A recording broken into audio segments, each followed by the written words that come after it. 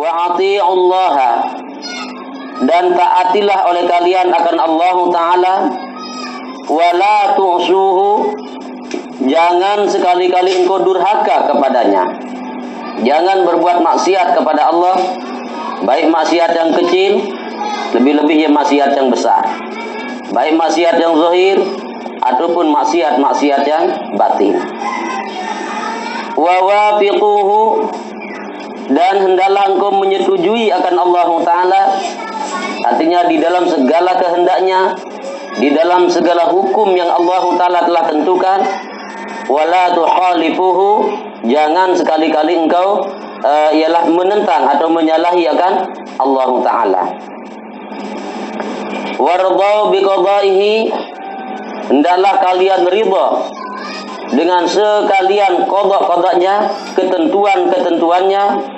Wala tunazi'uhu, dan jangan engkau membantah Allah Ta'ala terhadap takdir-takdir yang telah Dia tentukan. Baik takdir itu takdir yang manis ataupun takdir itu takdir yang pahit, hendaklah kita terima takdir-takdir Allah Ta'ala tadi. Jangan kita membantah dan menentang Allah Ta'ala. I'riful haqqa azza wa jalla, kenallah olehmu akan Allah Subhanahu wa Ta'ala azza wa jalla, bison'atihi, ialah melalui ciptaan-ciptaannya. Artinya hendaklah kita mengambil iktibar dari apa yang telah Allah Ta'ala ciptakan, karena semua apa yang ada di atas bumi ini merupakan dalil tentang adanya Allah. Semua merupakan ciptaan Allah Ta'ala yang bisa kita jadikan menjadi dalil dari semua sifat-sifat Allah Ta'ala yang wajib. Huwal khaliqu, dialah Allah Subhanahu wa Ta'ala, ialah sang pencipta yang menciptakan segala sesuatu, ialah Allah. Ar-Razzaqu, dialah yang memberi rezeki kepada semua hamba-hambanya. Al-Awwalu, dialah Allah Ta'ala zat yang permulaan. Wal Akhiru, dan dialah Allah Ta'ala zat yang maha akhir, yang maha kekal. Wal Zahiru, dan dialah Allah Ta'ala yang maha zahir. Artinya maha zahir ialah untuk kita yang awam, zahir tanda dan dalil-dalil tentang adanya Allah Ta'ala, karena terlihat dari semua ciptaan Allah Ta'ala dapat kita jadikan menjadi dalil tentang adanya Allah Ta'ala. Nah, ini yang dimaksudkan dengan Allah Ta'ala bersifat az-zahir, nampak Allah Ta'ala pada semua ciptaannya. Artinya semua ciptaannya itu bisa kita jadikan menjadi dalil tentang adanya Allah. Wal batinu, dan dialah Allah Ta'ala yang batin, artinya yang tidak bisa terlihat dengan mata kepala, tidak bisa dijangkau dengan mata kepala, tetapi dapat dijangkau dengan mata hati. Jadi kalau al-zahiru nampak oleh mata hati, al-batinu yang batin tidak nampak dengan mata kepala.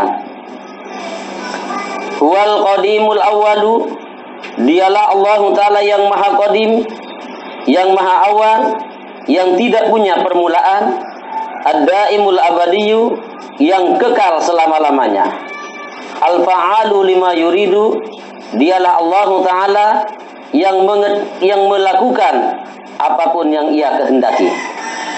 La yus'alu amma yaf'alu, Allah Ta'ala tidak ditanya kenapa Tuhan berbuat seperti itu.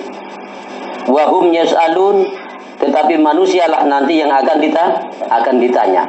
Nah, jadi apapun yang Allah Ta'ala lakukan, kita tidak boleh menentang. Kita tidak boleh bertanya kenapa Tuhan berbuat seperti itu. Kenapa Allah Ta'ala menyiksa orang kafir sementara Dia sendiri yang menjadikannya kafir? Kenapa Allah Ta'ala tidak memberikan keimanan kepada semua hambanya saja dan lain sebagainya? Tidak boleh kita bertanya seperti itu, karena la yus'alu, tidak berhak kita untuk menanya Allah Ta'ala seperti itu. Huwal mughni, dialah Allah Ta'ala yang memberikan kekayaan. Dialah Allah Ta'ala yang memberikan kecukupan. Jadi yang dimaksudkan kaya ialah cukup, karena orang yang kaya adalah orang yang merasa cukup walaupun yang dia miliki sedikit. Tetapi kalau orang yang tidak pernah merasa cukup, itu dinamakan orang miskin, walaupun dia memiliki banyak. Wal mufqiru, dialah Allah Ta'ala yang menjadikan seseorang itu berkehendak menjadi fakir. Qala rahimahullahu ta'ala. Jadi yang dimaksudkan tadi dengan mugni, menjadikan seseorang menjadi apa tadi? Menjadi kaya atau menjadi cukup, itu ialah menjadikan seseorang menjadi bersifat qanaah. Karena al-mufqiru, menjadikan orang menjadi butuh, artinya menjadikan seseorang bersifat rakus. Itu Allah Ta'ala yang menciptakan itu semua. Huwan nafi'u, dialah Allah Ta'ala yang memberi manfaat. Al-muhyi, dialah Allah Ta'ala yang menghidupkan. Al-mumitu, dialah Allah Ta'ala yang mematikan makhluknya. Al-mu'aqibu, dialah Allah Ta'ala yang memberikan siksa, yang menyiksa hamba-hambanya. Al-mahufu, dialah Allah Ta'ala zat yang maha ditakuti. Al-marju, dialah Allah Ta'ala yang maha diharapkan akan rahmatnya. Nah, jadi mahufu wal marju, ditakuti azabnya, ditakuti murkanya, dan diharapkan ridho dan juga rahmatnya. Ini semua adalah sifat-sifat yang ada pada Allah Subhanahu wa Ta'ala. Khafuhu wa la takhafu ghairahu, takutlah kalian kepada Allah Ta'ala, wa la takhafu ghairahu, dan jangan sekali-kali takut kepada selain Allah. Nah, ini kita tidak boleh takut kepada selain Allah. Nah, berembin nanti misal takut jakulah apa. Sementara di sini kita tidak diperbolehkan takut kepada selain Allah. Nah, jadi kalau kita misalnya takut kepada ular, takut kepada tusela dan lain sebagainya, kan, itu tidak berdosa. Karena takut yang dimaksudkan di sana adalah takut secara tabi'iyun. Para dari ini takut niki dua macam, ada khauf hakiki, ada khauf tabi'i. Nah, kalau khauf tabi'in ini ialah ketakutan yang memang ada pada tabiat kita. Saran dari manusia, arak doan dan tekican takut di sini ada kepada makhluk tekan. Ini tertakut bebalu kadang-kadang. Coba saya bani le bebalu, timah paran dituanan, bani le bebalu kan. Nah, takkan jakode marah ulat atau ulat kadang-kadang kerblah kita pelaisin takut, padahal kita tidak disuruh takut selain kepada Allah. Nah, takut kepada Allah itu maksudnya ialah dengan takut yang hakiki, bukan khauf yang tabi'i. Jelasnya ini. Qala rahimahullahu ta'ala, warjuhu, dan berharaplah engkau kepada Allah Ta'ala. Apapun hajat kita, apapun kebutuhan, keinginan kita, hendaklah kita berharap hanya kepada Allah Ta'ala. Wala tarju gairahu, jangan berharap kepada selain Allah. Berharap kepada manusia, berharap kepada kepada sebab, itu semua merupakan hal-hal yang terlarang bagi kita. Duru ma'a kudrati, duru ma'a kudratihi, berputarlah engkau dengan kudrat Allah Ta'ala. Artinya ikutilah perputaran kudrat Allah. Itu. Ikuti perputaran kudrat Allah, jangan tentang. Wa hikmatihi, ikutilah hikmah-hikmah Allah Ta'ala. Ila an taghlibal kudratul hikmata, sampai kudrat itu dapat menundukkan hikmah, sampai kudrat itu dapat mengalahkan ilmu. Nah, itulah maksudnya seperti kisah yang telah disebutkan di atas tentang tukang sihir Raja Fir'aun itu. Mereka menggunakan hikmah, sementara yang terjadi pada diri Nabi Allah Musa itu adalah semata-mata kudrat Allah Ta'ala. Tentunya hikmah itu tunduk dia kepada kudrat. Ta'addabu ma'as sawadi alal bayadi, beradablah engkau beserta hitam atas putih. Apa maksud hitam atas putih? Ialah tulisan yang ada di Lauhil Mahfuz. Beradablah terhadap tulisan yang ada di Lauhil Mahfuz.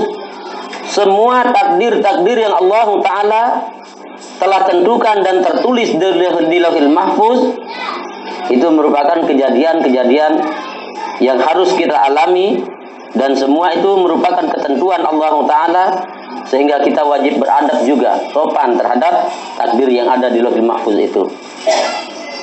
Ila an ta'tiya ma yuhawwilu bainakum wa bainahu, sampai datang kepadamu sesuatu yang merubah hubungan antaramu dan antaramu dan antara Allah Subhanahu wa taala. Mungkin pada saat ini hubungan kita dengan Allah Ta'ala masih kurang begitu baik. Nah, kenapa? Karena masih banyak terdapat dinding-dinding yang ada di dalam hati kita yang mendinding antara mata hati kita dengan Allah Ta'ala, sehingga bukti daripada hubungan kita kurang baik dengan Allah Ta'ala, ibadah-ibadah yang kita lakukan kebanyakan masih belum kita lakukan secara ikhlas. Qala rahimahullahu ta'ala, tatkala datang nanti sesuatu yang dapat merubah hubunganmu dengan Allah Ta'ala sehingga kita menjadi ikhlas di dalam beramal, menjadi semakin giat di dalam menjalankan perintah Allah dan lain sebagainya. Kalau semua itu sudah kita lakukan, takunu mahfuzina, niscaya engkau akan menjadi orang yang mahfuz, orang yang terpelihara. Ini sifatnya para wali kalau mahfuz. Kalau maksum itu sifatnya para nabi rasul. Kalau diartikan secara logat, mahfuz dengan maksum itu artinya sama, terpelihara. Maksum terpelihara dari dosa, mahfuz juga terpelihara dari dosa. Cuman kalau perbedaannya, kalau maksum itu terpelihara dari semua dosa-dosa, baik dosa kecil ataupun dosa-dosa yang besar. Nah, adapun kalau mahfuz dipelihara dari dosa besar dan dipelihara daripada mengekalkan dosa kecil. Kadang-kadang dosa kecil bisa terjadi pada para waliullah walaupun mereka mahfuz, tetapi mereka akan langsung bertobat kepada Allah Ta'ala. Dan di samping itu, yang mereka katakan dosa adalah perbuatan-perbuatan baik yang kita lakukan. Nah, karena hasanatul abror sayyiatul mukarrabin. Kebajikan-kebajikan yang dilakukan oleh orang-orang yang abror, orang-orang yang taat kepada Allah Ta'ala, itu bisa jadi merupakan satu kejahatan bagi orang-orang yang dekat kepada Allah Ta'ala. Sebagai satu contoh yang sering saya kemukakan, kalau kita beribadah kepada Allah Ta'ala, nah, kemudian di dalam ibadah kita masih kita mengharapkan surga, ini merupakan satu kebajikan pada kita, tetapi kejahatan bagi orang-orang yang dekat kepada Allah Ta'ala. Lantaran namun dengan sawah rapat oleh nenek, apun berterus ibadah, arak entahnya masih melet-meletin surga le ibadah teneke, berarti dia menganggap diri sebagai ummalusu, buruh kasar, simbaran diri, meraneka kan. Takunu mahfuzina min kharqi huduri syar'i. Niscaya jadilah engkau menjadi orang yang terpelihara, dipelihara daripada merusak batasan-batasan syara. Nah, jadi yang dimaksudkan dengan syara ialah undang-undang atau ketentuan-ketentuan hukum yang Allah Subhanahu wa taala tentukan untuk hamba-hambanya di atas dunia ini. Alladzi usyira ilaihi, yang diisyaratkan kepada hudud itu, kepada batasan-batasan itu, maknan secara makna saja, la suratan, bukan batasan secara bentuk, bukan batasan secara lahiriah, tetapi batasan secara maknawi saja, maksudnya secara hukum. Qala rahimahullahu ta'ala, la yasilu ila hadzal amri, tidak akan bisa sampai kepada perkara-perkara seperti ini illa uhadus salihina, kecuali individual daripada orang-orang yang saleh, orang-orang yang tekun beribadah kepada Allah Ta'ala, hanya mereka yang bisa sampai kepada kedudukan-kedudukan semacam ini. Ma lana hajatun kharijatun an dairatis syar'i, tiadalah kami memiliki satu keinginan yang keluar daripada perputaran syarak, daripada dairah syarak, daripada putaran syarak. Nah, inilah sifat daripada para waliullah, tidak akan timbul di dalam hatinya sedikit pun keinginan-keinginan kalau keinginan itu sudah menyimpang daripada hukum syarak. Nah, lamun itu jende agak menyimpang oleh hukum syarak, kadang-kadang nini doang masih meleti, ya kan? Nah, ini kalau sifat kita yang masih awam. Kalau mereka para wali Allah tidak seperti itu. Qala rahimahullahu ta'ala, ma ya'rifu hadzal amra. Tidak ada orang yang dapat mengenal rasa daripada perkara semacam ini. Artinya perjalanan-perjalanan tarekat dikenal. Perjalanan-perjalanan spiritual seperti ini tidak akan diketahui, tidak akan dikenal dan dirasakan illa man dakhala fihi, kecuali oleh orang-orang yang sudah memasukinya. Ya. Kalau hanya sekedar dengan teori saja kita tidak bisa kenal, dipraktekkan baru akan bisa kita rasakan. Jadi orang yang betul-betul mengetahui perkara seperti ini adalah orang yang mengamalkannya langsung. Gitu. Amma mujarradus sifati, adapun kalau semata-mata sifat, semata-mata teori saja, fala ta'rifuhu, maka engkau tidak akan mengenalnya dengan baik. Engkau tidak akan bisa mengenalnya dengan baik. Ada misal makanan, istilahan ya. Makanan niki lamun sekedar tegambaran, cerita doang rasen. Ditini tepang si ketawa rasen kan? Apun tepang si ketawa lamun tuah rasa. Cerita di sini dengan menggula lemak, ni rasa munsatim, ni rasa ni cerita doang tini bayar tepang si ketawa rasa judul pada ketawa. Begitu juga ibadah ini. Ibadah ini kalau hanya sekedar teori-teori saja, kita tidak akan dapat merasakan bagaimana rasanya, bagaimana manisnya. Gambaran, namara misal, nafiran buah daripada membaca Al-Quran, buah daripada bangun sholat malam dan lain sebagainya. Kalau hanya sekedar teori saja, tidak mungkin kita akan bisa merasakannya. Lagu coba kita praktekkan langsung, insya Allah kita akan mengetahui bagaimana lezatnya ibadah tersebut.